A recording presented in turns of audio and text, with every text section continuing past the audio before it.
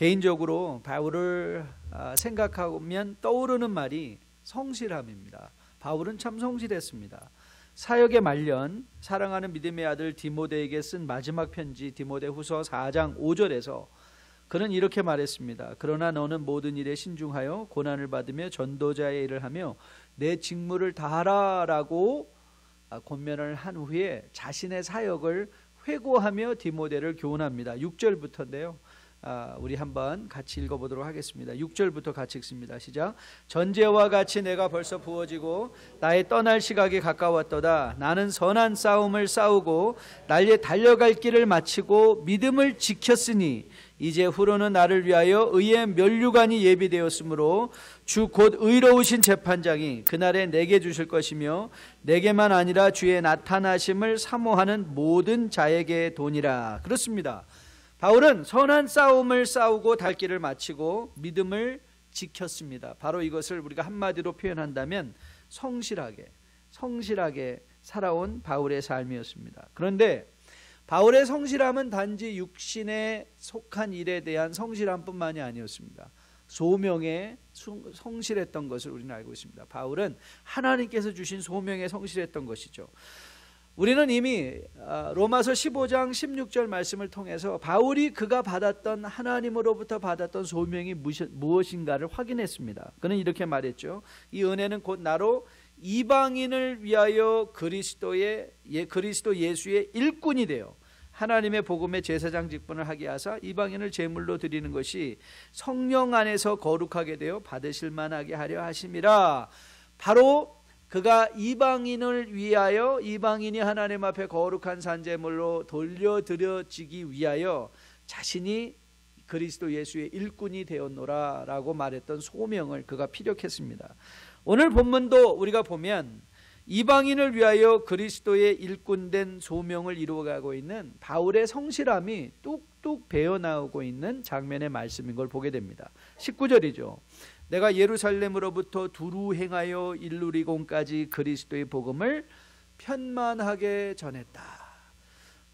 바울이 부르심을 받은 바 그 소명에 충실함으로 그가 이곳저곳 여러 곳을 다니면서 이방인을 위하여 복음을 전한 그 사역을 그가 피력하고 있는 것을 보게 됩니다.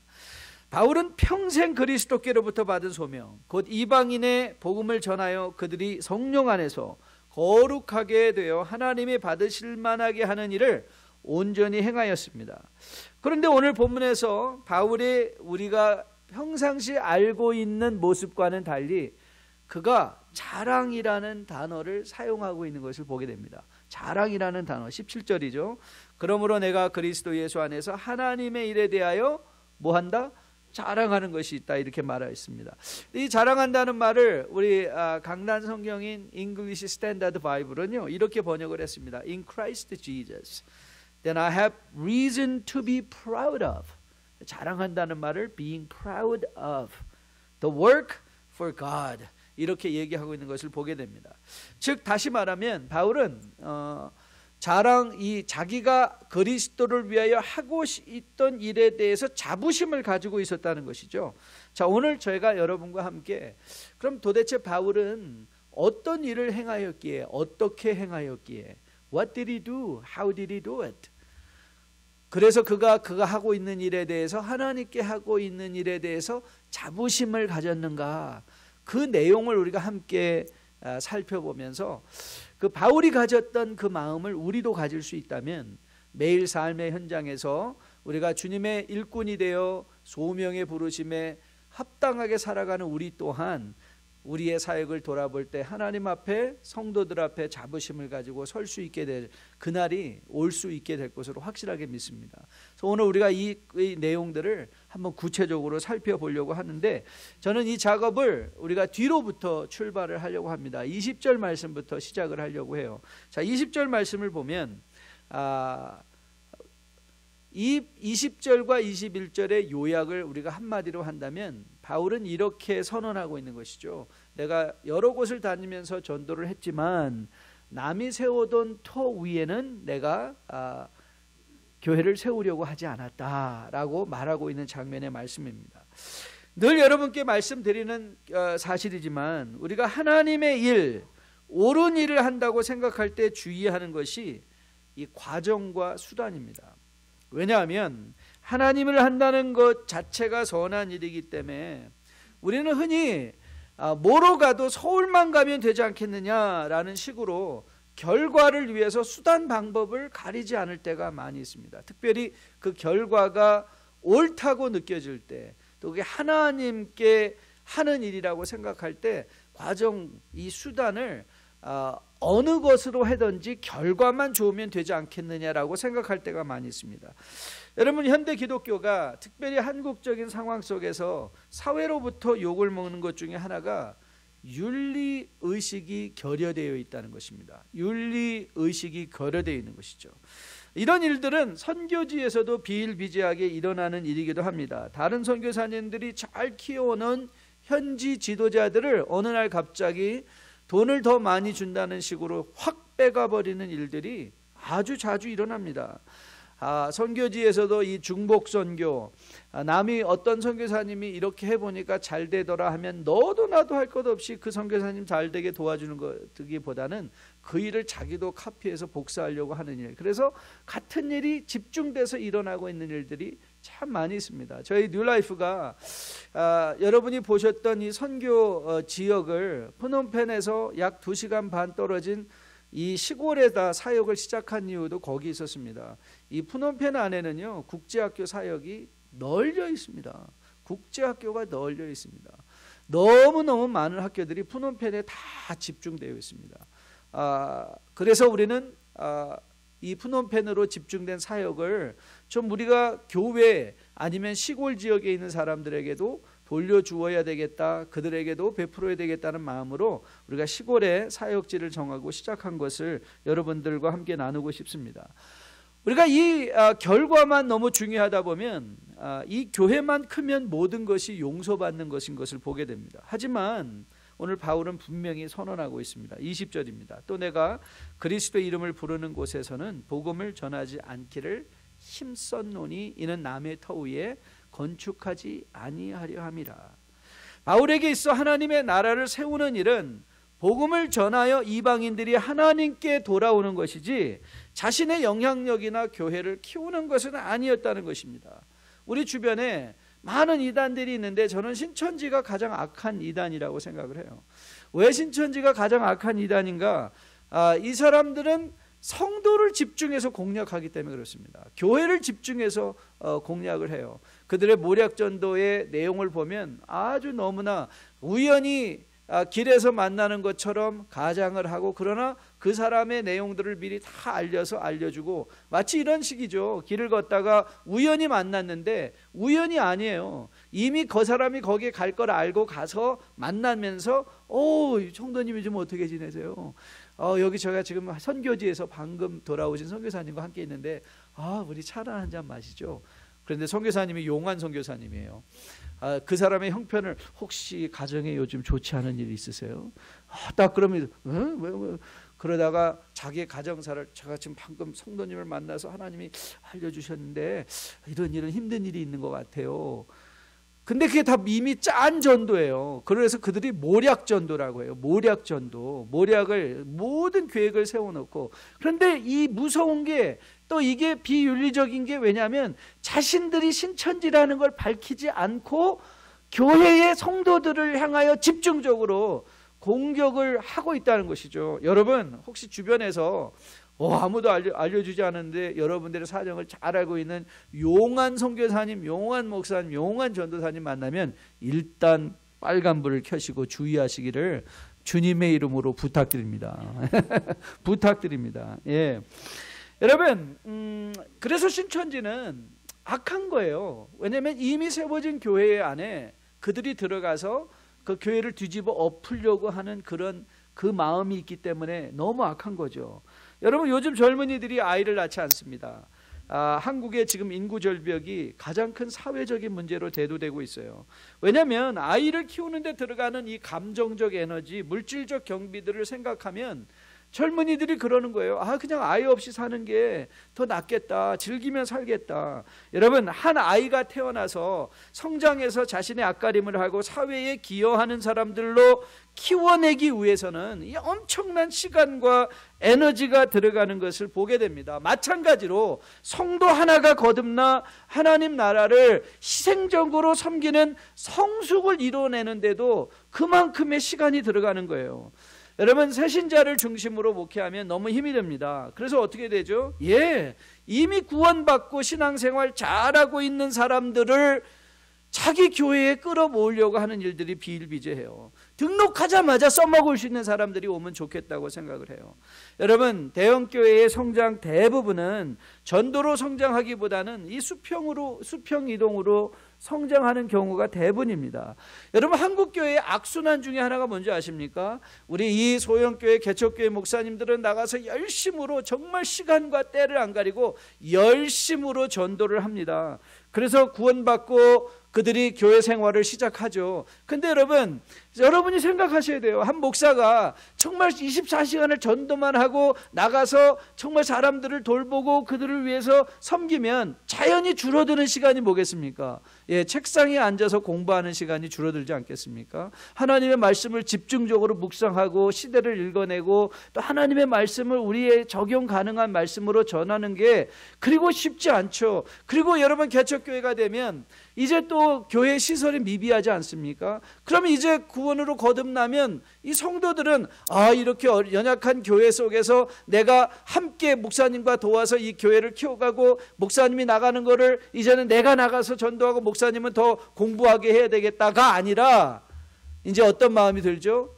나도 좀 더 좋은 말씀 듣고 싶다. 좋은 더 시설에서 예배드리고 싶다. 좀 더 좋은 교육시설에서 우리 자녀를 양육하고 싶다. 그래서 어떻게 돼요? 당연하죠. 더 좋은 말씀, 더 좋은 시설, 더 좋은 교육부가 있는 곳으로 옮겨가는 것이, 그게 지금 한국교회에서 일어나고 있는 악순환이죠. 대형교회의 성장이 중단한 이유가 어디 있는가? 이제는 개척교회가 안 된대요. 그리고 개척교회 하려고 하지도 않아요. 젊은 목사들은 하지도 않으니까, 이 개척교회가 없어지니까 이 대형교회의 성장이 중단됐다고 그렇게들 말을 많이 합니다. 여러분, 바울은 그의 소명을 잘 알고 있었어요. 21절이죠. 기록된 바 주의 소식을 받지 못한 자들이 볼 것이요 듣지 못한 자들이 깨달으리라 함과 같으라. 주의 소식을 받지 못한 자, 바울이 관심을 가지고 있었던 것은 주의 소식을 받지 못한 자들이었어요. 왜냐하면 그는 그의 교회를 키우는 게 목표가 아니라 복음이 전해지는 것, 그래서 이방인들이 거룩한 산제물로 하나님께 올려 들려지는 것이 그의 사역의 목표였기 때문에 그렇죠. 바울이 그의 하나님의 일에 대하여 자부심을 가질 수 있었던 이유 중에 하나, 바로 그의 안에 있던 목표에 대한, 하나님을 섬기는 목표에 대한 확실함과 그 일을 위하여 과정과 수단도 윤리적으로 하나님이 기쁘시게 받을 만한 방법을 선택했다는 데 있습니다. 저는 여러분과 저가 우리의 삶의 현장 속에서도 단지 결과만을 가지고 수단과 방법을 정당화하는 것이 아니라 수단과 방법까지도, 여러분이 부의 물질을 모았기 때문에 하나님의 축복이 아니라 그 모으는 방법까지도, 우리가 교회 사역에 있어서 교회가 크기 때문에 그것이 자랑이 아니라 교회가 크기 위해서 우리가 어떤 일을 했는가에 대한 과정과 수단에 대해서도 하나님이 기뻐 받으실 만한 거룩한 섬김이 있음으로 말미암아 정말 세상 사람들에 대해서, 우리가 하는 일에 대해서 하나님 앞에 자부심을 가지고 우리의 사역을 내어놓을 수 있는 그런 교회, 그런 성도로 거듭나 세워줄 수 있게 되기를 주님의 이름으로 축복드립니다. 우리가 두 번째로 살펴보려는 것은 이제 18절부터 19절까지 등장하는 세 가지 바울이 제시하고 있는 사역의 자부심입니다. 자, 18절과 19절을 우리 같이 한 목소리로 읽어보도록 하겠습니다. 같이 읽습니다. 시작. 그리스도께서 이방인들을 순종하게 하기 위하여 나를 통하여 역사하신 것 외에는 내가 감히 말하지 아니하노라. 그 일은 말과 행위로 표적과 기사의 능력으로 성령의 능력으로 이루어졌으며 그리하여 내가 예루살렘으로부터 두루 행하여 일루리곤까지 그리스도의 복음을 편만하게 전하였느라. 오늘 영어 성경을 보면 이게 보다 좀 분명하게 우리에게 다가오고 있습니다. 그가 이방인들을 순종하기 위하여 하나님의 역사를 이루어가는 것을 소개하면서 그 일을 어떻게 감당했는가, 이 세 가지 사실인데요, 다 이 세 가지 사실이 수단과 방법을 나타내는 by, 뭐뭇에 의하여 라는 이 전치사로 시작되고 있어요. 영어 성경을 보면 그 세 가지 자세가 또 우리는 한 가지 관점으로, 한 가지 개념으로 정리될 수 있는데 그건 자세입니다. attitude. 자, 그럼 세 가지 그 사실이 뭔가를 먼저 살펴보면요, 오늘 세 가지 사실의 첫 번째는 말과, 그가 하나님의 일을 감당함에 있어서 말과 행위로, by word and deed, 그게 첫 번째고요. 두 번째는 표적과 기사의 능력으로, by the power of signs and wonders. 그리고 마지막은요, by the power of the Spirit of God, 하나님의 성령의 능력으로 행하였다. 바울이 그가 하였던 하나님의 일에 대해서 자부심을 가졌던 것은 그가 이 세 가지 자세를 가지고 일했기 때문이라고 선언하고 있는 거예요. 자, 그럼 우리 하나씩 풀어가 보도록 합시다. 여러분, 이것은 단순히 바울만 실천해야 될 일이 아니라 사실 여러분과 저도 이 세상을 살아가면서 우리의 사역이 하나님께 기뻐 받게 될 만한 거룩한 산제물로 삼아지기 위해서 기억해야 하는 사역의 원리들이죠. 가장 먼저 by word and deed, 그가 하나님의 일을 감당함에 말과 행실로 감당했다, 이렇게 적고 있습니다. 이것을 우리가 아주 단순히 한마디로 표현을 한다면 언행이 일치한 것이죠. 표리가 부동한 게 아니라 표리가 상동한 것이죠.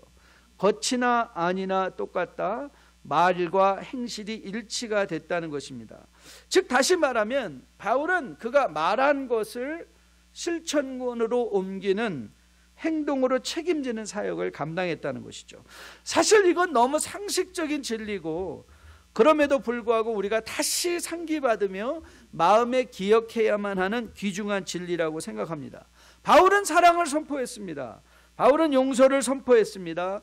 바울은 배려를 선포했습니다. 그리고 그는 그 사랑을, 그 용서를, 그 배려를 자신의 삶의 사역의 현장에서 실제적으로 실천을 했습니다. 이런 모습을 생각하면 가장 먼저 저에게 떠오르는 성경 구절은 빌립보서 1장의 장면입니다.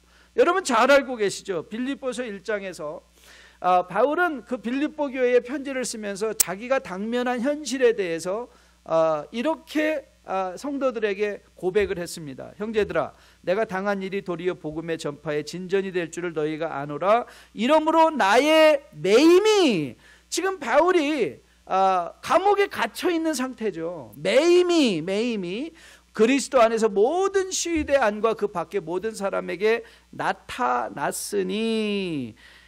그런데 이거에 대한 반응이, 아주 흥미있는 반응이 일어나기 시작했습니다. 형제 중 다수가 나의 매임으로 말미암아 주 안에서 신뢰함으로 겁없이 더욱 담대히 말씀을 전하는 일이 한 가지 반응이었다면, 그 다음 반응인 이런 반응이에요. 15절 말씀입니다. 어떤 이들은 투기와 분쟁으로, 어떤 이들은 착한 뜻으로 그리스도를 전파한다 그랬어요. 이 투기와 분쟁이라는 것은 뭐냐면 같이 하나님의 일을 하는 사람들이었어요.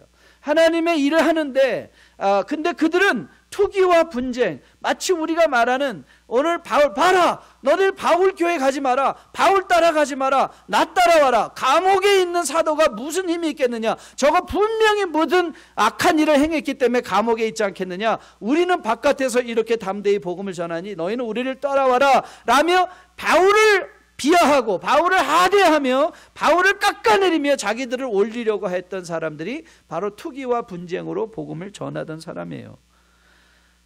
그런데 바울이 이렇게 고백합니다. 자, 18절 말씀인데요, 우리 같이 한번 읽어보도록 하겠습니다. 같이 읽습니다. 시작.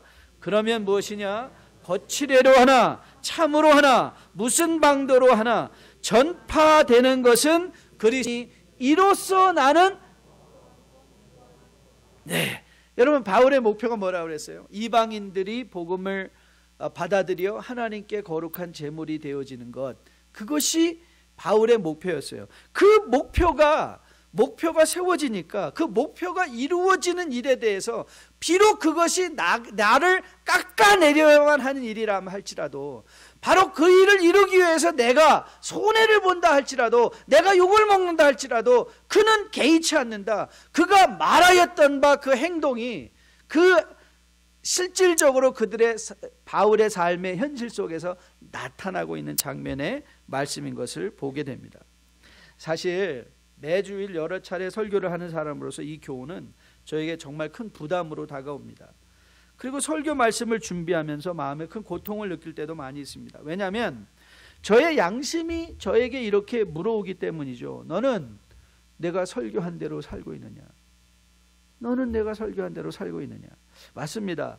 주변에서 이미 지난 15년 동안 저를 가까이 지켜본 뉴라이프 교회 교우들은 제가 설교한 만큼 살아내지 못한다는 것을 아마 잘 알고 계실 것입니다. 늘 저도 부끄럽게 생각하고 있습니다. 그래서 제가 내가 하는 것만 설교하자, 내가 할 수 있는 것만 설교하자 한다면 정말 설교의 내용은 빈약해지고 말 것입니다. 똑같은 소리를 매일 반복해야 할 것이에요. 그런데 여러분, 과연 우리 중에 얼마나 나는 말한 대로 산다고 할 수 있는 사람이 있을까요? 그렇다면 오늘 바울이 말과 행위로 하나님의 일을 감당한다는 것은 바울 외에 누구도 적용할 수 없는 교훈일까요? 저는 오늘 이 사실을 이렇게 접근을 해보았습니다. 바울이 교훈하는 말과 행위를 온전히 우리의 삶에 적용하기 위해서는 결과를 생각하지 말고 과정으로 생각하는데, 그 과정이 뭐냐? 말과 행위로 우리가 하나님의 일을 감당한다는 것은 그는 자세라는 거예요. That's an attitude. 여러분, 비행기에서 가장 중요한 계기판 중에 하나가 attitude mirror라고 합니다. 비행기는 항상 그 코끝이 하늘을 향해야 돼요. 착륙할 때도 코끝이 하늘을 향해야 되는 그게 attitude mirror입니다. 그 attitude mirror가 땅을 향하면 그거는 착륙하는 게 아니라 추락하는 거죠. 그렇죠? 그러니까 우리가 말과 행실로 한다는 것은 결과적으로 우리의 삶을 살펴볼 수 있지만, 말과 행실로 행한다는 것은 과정으로도 이해하는데 그것이 우리의 사역의 자세라는 것이죠. 즉 하나님의 나라 일을 감당할 때 말뿐이 아니라 행위로 감당하고자 하는 삶의 자세. 그래서 저는 이 자세를 저에게 적용할 때 저는 항상 늘 이렇게 생각을 해요. 말씀의 1차 청중은 나다. 나는 남에게 설교하기 전에 나에게 설교하고, 그리고 그 말씀을 지키기 위해서 최대한의 힘과 노력을 기울여야 한다는 생각을 가지고 살아내고 있습니다. 여러분, 저는 여러분과 저가, 우리 뉴라이프 교회 모든 성도들이, 더 나아가서 이 세상의 이 지역의 모든 교회들이 하나님의 일을 감당함의 말뿐 아닌 행위로 확증되어지는 사역을 감당할 수 있게 되기를 주님의 이름으로 축복드립니다. 아니, 그렇게 우리가 지금은 완성된 자리에 이르지 못했다 할지라도 그 일을 위하기 위하여 가장 먼저 말씀의 적용 대상은 나 자신인 것을 기억하고, 그 말씀을 가지고 두려움과 떨림으로 주님 앞에 나가 내 삶을 먼저 돌아볼 수 있는, 남의 삶이 아니라 내 삶을 먼저 돌아보아 내 삶이 말과 행실에 합당하여 하나님이 기뻐 받으실 하나님의 일을 감당하는 여러분과 저로 거듭나 세워줄 수 있게 되기를 주님의 이름으로 축복드립니다. 두 번째는 바울이 그의 일을 행함에 있어서 표적과 기사의 능력으로 감당했다는 것이에요. 그런데 우리는 이 표적과 기사의 능력이란 말을 떠올리면 즉시 생각나는 게 뭐죠? 기적들 아닙니까? 기적들이 일어났다. 그러면 우리는 또 좌절하죠. 우리 삶에서 기적은커녕 기적 비슷한 것도 행하지 못하고 베풀지 못하기 때문입니다. 저만 그런 건가요? 여러분들은 아닌데. 네. 저는 그렇습니다. 제가 목회 초창기 시절에 저도 이런 기적을 베풀 수 있는 목사이면 정말 좋겠다는 생각을 한 적이 많이 있습니다. 그래서 정말 엄청나게 기도했습니다. 하나님, 저에게 이적을 베풀 수 있는 능력을 좀 주세요. 병들어 신음하는 성도님들을 신방하며 기도할 때 하나님, 이번 한 번만 기도하여 이 성도님이 일어날 수 있게 도와주세요. 얼마나 간절하게 기도하는지 모릅니다. 하지만 부끄럽게도 목사임에도 불구하고 저는 아직도 이런 이적을 베푼 기억이 없습니다. 사실 그래서 하나님 앞에 많이 섭섭해하기도 하고 강짜를 부렸을 때도 많이 있습니다. 그런데 이제 알게 됐습니다. 뭘 알게 됐는가? 여러분, 오늘 본문에서 바울이 정말 하나님의 일을 감당하며 자신이 베푼 이적들로 인하여 내가 자랑하고 있다라고 말하고 있는 것일까요?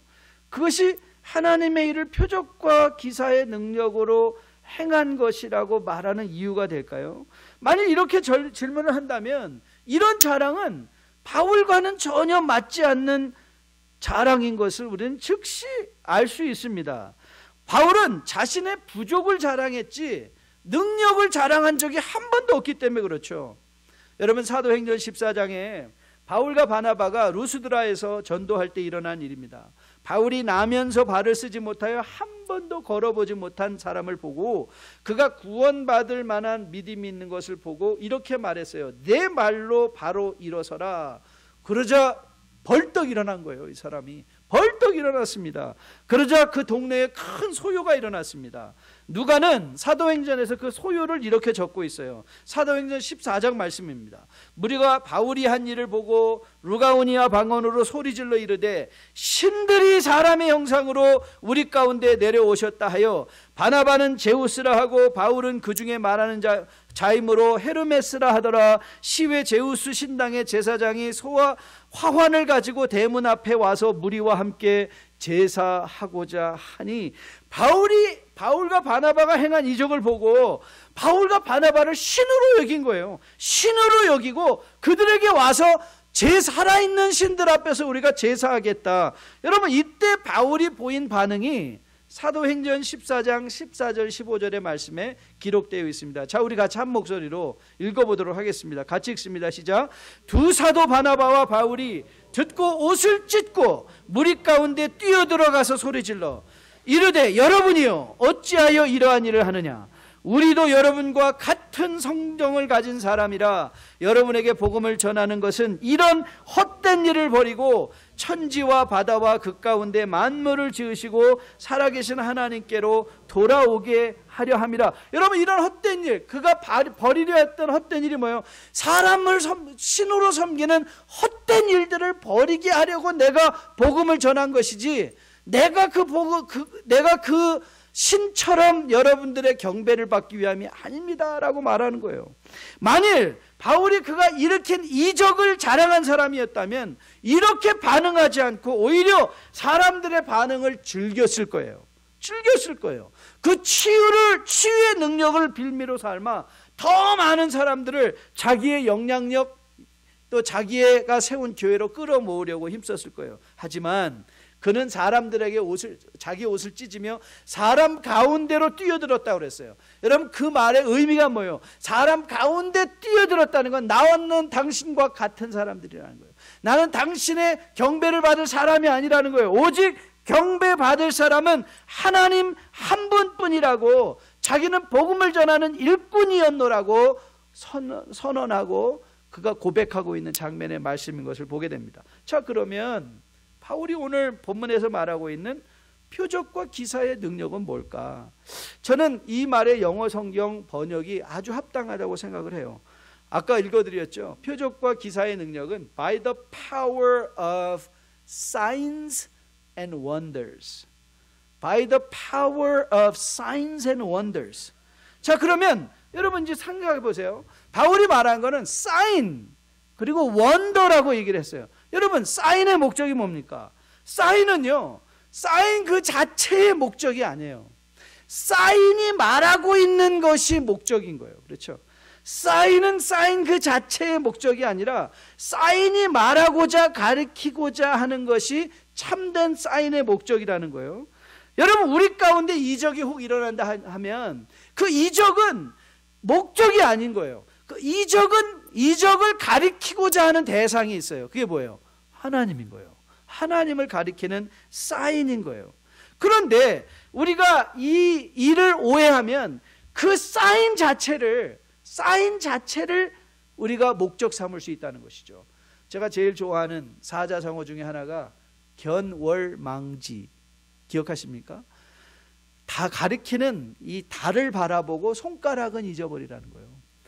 달을 가리키면 우리의 손가락. 그런데 여러분, 우리 이 성도의 모든, 우리 가운데 일어나는 삶의 모든 일, 그것이 여러분이 물질적 성공, 무슨 지적인 능력, 아니면 여러분들이 영적으로 베풀 수 있는 능력이라면 그 능력은 다 뭐와 같은 거예요? 손가락이에요. 손가락이 가리키고자 하는 게 뭐예요? 달이에요. 우리에게 주신 모든 능력을 우리는 뭘 위하여 사용하면 되는 거예요? 하나님을 나타내면 돼요. 그런데 우리는 흔히 어떤 일을 경험합니까? 손가락을 자랑하게 되죠. 손가락을 치장하죠. 손가락의 능력이 있는 것으로 오해하죠. 여러분, 표적과 기사의 능력을 우리가 그렇다면 다른 말로 돌려서 이해한다면 표적과 기사는 하나님의 임재라고 우리는 말할 수 있어요. 바울이 어떻게 하나님의 일을 행했는가? 그는 매일의 삶에 자기가 행하고 있는 일이 하나님이 함께 하신다는 것을 보여줬다는 사실로 이해하는 것이죠. 그러면 오늘 바울이 말하는 이 표적과 기사는 꼭 기적으로만 이해할 필요가 없는 거예요. 우리의 삶에는 표적과 기사, 이적이 이 미러클들이 아니더라도 하나님의 임재를 드러낼 수 있는 일들은 많이 있어요. 언행에 일치한 삶을 살아도 그리스도와 같이 사랑을, 용서를, 헌신을, 희생을 선언하고 선포하고 살아내면 하나님의 임재가 드러날 수 있어요. 여러분, 저는 믿기로 이제 하나님께서 성경이 쓰여진 시대에는 참으로 많은, 제가 이번에도 복음서를 읽고 있는데요, 복음서를 보면 예수님께서 많은 이적을 행하셨어요. 그런데 저는 이 시대의 이적이 그렇게 필요하지 않다고 저는 생각합니다. 왜냐하면 저는 이적을 부인하는 것 아닙니다. 저는 기적을 부인하지 않습니다. 오해하지 마십시오. 하나님의 전능하심으로 그가 하고자 이적을 베푸시고자 할 때는 언제든지 저는 이적을 베푸실 수 있는 분이라고 믿습니다. 오늘 우리가 생각하려는 것은 뭐냐면, 그러나 그 시대에 맞춰 하나님이 전하는 복음을 전하는 방법이 있다는 것이죠. 저는 이제 하나님의 말씀이 기록된 하나님의 말씀으로 우리에게 와 있기 때문에 저는 더 이상 이적을 필요로 하지 않는다고 생각해요. 우리가 하나님의 말씀을 보면 하나님께서 하시는 일을 알 수 있게 되고, 하나님의 하시는 일을 알게 되면 하나님을 인정하고 하나님 예수 그리스도께서 다시 오실 때까지 우리의 신앙생활을 잘 감당하며 하나님의 회복을 소망할 수 있기 때문에 그렇죠. 그렇다면 오늘 우리가 적용할 수 있는 이 표적과 기사의 능력은 무슨 이적을 베푸는 것이 아니라 매일매일 하나님의 임재를 생각하며 살아가며 사역하는 성도의 자세로 저는 이해할 수 있다고 생각합니다. 여러분 한번 상상해 보세요. 여러분이 사업할 때 하나님이 여기 나와 함께 계시다. 여러분이 누군가 대화할 때 하나님이 여기 나와 함께 계시다. 여러분의 마음에 정말 오늘 우리 집사님 기도해 주신 대로 우리의 마음에 수도 없이 많은 생각들과 감정이 교차되고 있을 때 여러분 한번 생각해 보세요. 하나님이 그 자리에 계시다. 하나님이 나의 감정과 함께 계시다 라고 하면 우리가 어떻게 감정이 절제되어지겠습니까?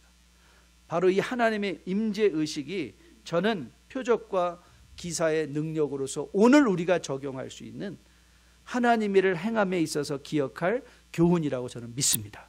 그리고 저는 여러분이 여러분의 매일의 삶의 현장 속에서 여러분의 삶이, 여러분의 사업체가, 여러분의 언어가, 여러분의 그 삶에 드려지는 모든 것들이 표적이 되고 기사가 되어줄 수 있게 되기를 주님의 이름으로 축복드립니다. 마지막 세 번째는 이 성령의 능력입니다. 사실 이 성령의 능력도 얘기를 하면 우리는 흔히 뭐에 익숙해 있는가 하면 성령의 능력 또한 표적과 기사와 마찬가지로 이적이라는 데 이렇게 연결되는 것을 보게 됩니다. 만일 그런데 성령의 능력을 이적과 연결시킨다면 바울은 이 성령의 능력을 따로 구별하지 않고 아마 이 표적과 이적이라는 것을 함께 뭉뚱그려서 설명했으면 더 좋았을 것 같아요. 그런데 그는 그렇게 하지 않았습니다. 그가 하나님의 일을 감당함에 성령의 능력으로 행하였다 이렇게 적고, 그것이 바로 내가 자부심을 갖는 이유다, 이렇게 얘기를 했어요. 자, 그러면 성령의 능력으로 행했다는 것의 의미가 무엇일까? 그러면 여러분이 가장 먼저 살펴보셔야 되는 것은, 그럼 도대체 성령이 하시는 일이 무엇인가를 생각하셔야 돼요. 그렇죠? 성령이 하시는 일이 무엇인가를 여러분들이 생각할 수 있다면 내 삶에 성령의 능력을 기대할 수 있게 되죠. 그렇죠? 그렇지 않습니까? 성령이 이런 일을 하시는구나. 그러면 내가 성령의 이런 일을 할 수 있겠구나. 자, 그러면 여러분, 성령이 하시는 일을 가장 잘 설명하고 있는 장면의 말씀이 무엇인가? 그건 놀랍게도 요한복음 말씀입니다. 요한복음 14장 이하에서 주님께서는 그가 떠나갈 것을 예감하시고, 그러나 제자들을 위로하시면서 이렇게 말씀하셨어요. 너희는 마음에 근심하지 말라고 하셨어요.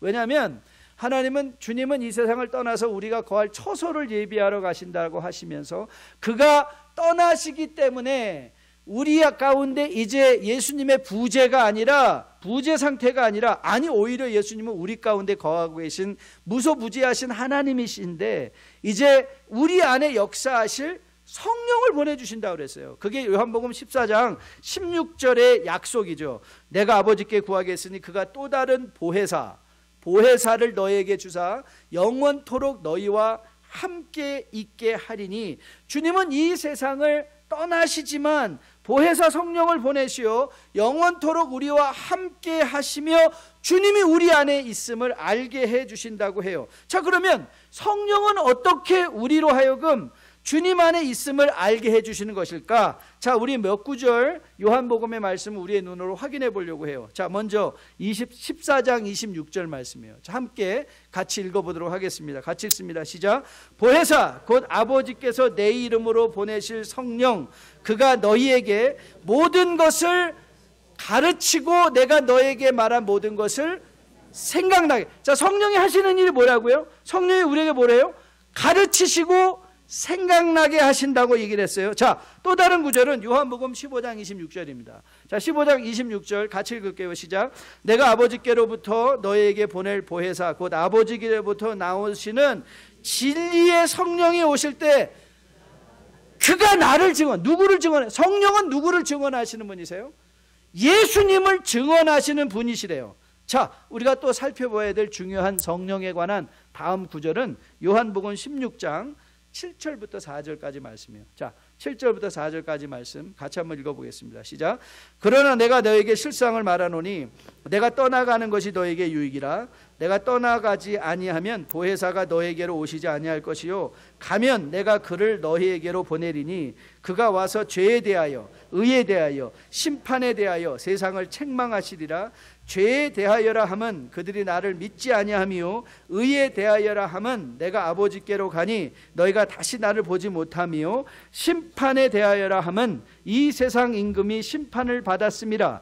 내가 아직도 너희에게 이를 것이 많으나 지금은 너희가 감당하지 못하리라. 그러나 진리의 성령이 오시면 그가 너희를 모든 진리 가운데로 인도하시리니 그가 스스로 말하지 않고 오직 들은 것을 말하며 장래일을 너에게 알리시리라. 그가 내 영광을 나타내리니 내 것을 가지고 너희에게 알리시겠습니다. 여러분, 성령은요 자의적으로 일하시는 분이 아니세요. 성령은 반드시 주님의 것을 가지고, 그 주님의 것이 뭐예요? 주님의 말씀을 가지고 우리에게 심판과 소망과 회복과 하나님의 임재를 가르치시고 생각나고 깨닫게 하시는 분이시라는 사실을 오늘 말하고 있어요. 자, 그러면 우리가 성령의 능력으로 일한다는 것이 무슨 뜻일까요? 성령의 능력으로 일한다는 건요 말씀 아래서 일하는 것이에요.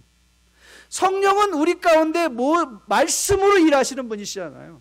성령은 우리를 가르쳐 주세요. 성령은 우리로 하여금 심판에 대해서 자각하게 하세요. 성령은 우리로 하여금 미래에 대한, 예수 그리스도께서 반드시 다시 오신다, 이 땅은 주님의 심판 가운데 반드시 새롭게 세워질 것이다 라는 것을 우리로 하여금 깨닫게 하죠. 그래서 성령의 능력으로 우리가 하나님의 일을 감당한다는 것이 무슨 뜻일까요? 네, 하나님의 약속을 믿기에 눈에 보이는 현실에 흔들리지 아니하고 사람들에게 좌지우지 당하지 않고 현상 속에서 신음하며 절망하지 않고 주님 다시 오시는 날까지 내가 모든 수고를 감당하기에 결단코 주저하지 아니하겠노라. 이것이 성령의 능력입니다. 그리고 저는 이 성령의 능력이 여러분과 저 안에도 체감되어 깨달아 알아질 수 있게 되기를 주님의 이름으로 축복드립니다. 지난주 우리 권사님들 원래 경건의 시간을 제가 인도했습니다. 경건회를 인도하면서 찬송가를 고르는데 생각난 게 212장 찬송이었어요. 212장 찬송은 겸손히 주를 섬길 때였습니다. 아마 저는 1000번도 더 불렀을 것 같아요, 이 찬송을. 그런데 유독 어제 지난주 주일 오후에 저는 이 찬송이 이런 뜻이라는 것을 한 번도 깨닫지 못한 사람처럼 마음에 충격을 받았어요. 여러분, 겸손히 주를 섬기면 여러분 뭘 기대하시죠? 겸손히 주를 섬기면 뭘 기대하세요? 하나님 모든 것을 잘 인도해 주시겠지, 평탄하겠지, 좀 기쁜 일이 많겠지, 즐거운 마음으로 섬길 수 있겠지. 그런데 여러분, 찬송가 212장 겸손히 주를 섬길 때는 이렇게 찬송이 진행되고 있습니다. 겸손히 주를 섬길 때 괴로운 일이 많으나 구주여 내게 힘주사 잘 감당하게 하소서. 여러분, 겸손히 주를 섬기면 뭐라고요? 괴로운 일이 많다니까요. 혹시 여러분 요즘 괴로운 일 없으십니까? 막 겸손히 안 생기고 계시나 보네요. 겸손히 주를 섬기면 괴로운 일이 많다는 거예요. 왜 그런가 생각해 봤더니 정말 괴로운 일이 많아요. 겸손히 주를 섬기면 먼저 우리 육체가 괴로워요. 오늘도 아침에 보니까 정말 와서 소금 뿌리고 다니는 우리 시설관리부, 주차관리부 우리 집사님들, 성도님들이 많이 계시더라고요. 여러분, 겸손히 주를 섬기면요, 남들이 싫어하는 희생을 해야 돼요. 겸손히 주를 섬기려면요, 복잡하게 얽힌 관계 속에서 늘 져줘야 돼요. 그래서 우리 마음이 괴로워요. 때려치고 싶고 복수하고 싶고 싸우고 싶은데 겸손히 주를 섬기려면 성령이 항상 말리세요. 주님의 일을 하려고만 하면 시도 때도 없이 우리의 마음을 유혹하는 세상 권세 잡은 자들로 인한 영혼의 괴로움들도 많이 있습니다. 그런데 여러분, 포기하지 않죠.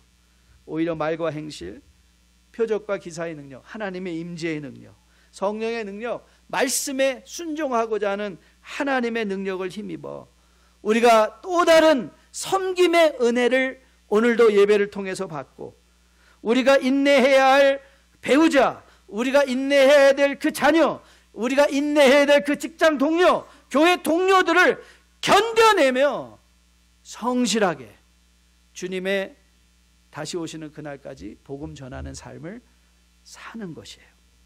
바로 오늘 우리가 로마서를 통해서 배워내야 될 바울의 성실함이라고 저는 믿습니다. 바울의 성실함이요, 믿음의 성실함이요. 저는 여러분과 저가 이런 믿음의 성실한 생활로 주님 다시 오시는 날까지 헌신 충성하셔서 저는 여러분과 저가 칭찬받는 종의 자리에 설 수 있게 되기를 주님의 이름으로 축복드립니다. 오늘 마지막 찬양을 준비하면서요, 겸손히 주를 섬길 때 할까 그랬다 생각해 보니까 이 찬양이 더 좋을 것 같아요. 왜 나만 겪는 고난이냐고. 여러분, 우리가 고난을 겪는다는 것 그 자체가 내가 겸손히 주님 앞에 섬기려고 노력하고 있구나라는 사인이 될 수 있다는 거예요. 견디기 힘든 그 순간에 성령께서 상기시켜 주세요. 너 혼자 아니야. 내가 너와 함께 있다니까. 우리 같이 이 일을 잘 감당해 보자. 그래서 고난이 우리에게 유익임을 깨닫게 되는 것이죠. 그래서 성실하게 신앙생활 감당할 수 있는 것으로 믿습니다. 우리 다 함께 일어나서 우리 마지막 찬양하면서 하나님, 저도 성실한 믿음의 생활 잘 감당하며 주님 앞에 서는 그날까지 하나님의 말씀을 실천하고자 하는 말씀과 행동, 표적과 기사, 하나님의 임재가 내 매일의 삶의 언어와 행실에서 드러나는 하나님의 임재이시, 그리고 하나님의 말씀에 순종하고 말씀을 의지함으로 말미암아 주님 다시 오시는 날까지 칭찬받는 자리에 서는 그런 종으로 세워지게 도와주세요. 기도하는 마음으로 주님 앞에 함께 찬양 올립니다.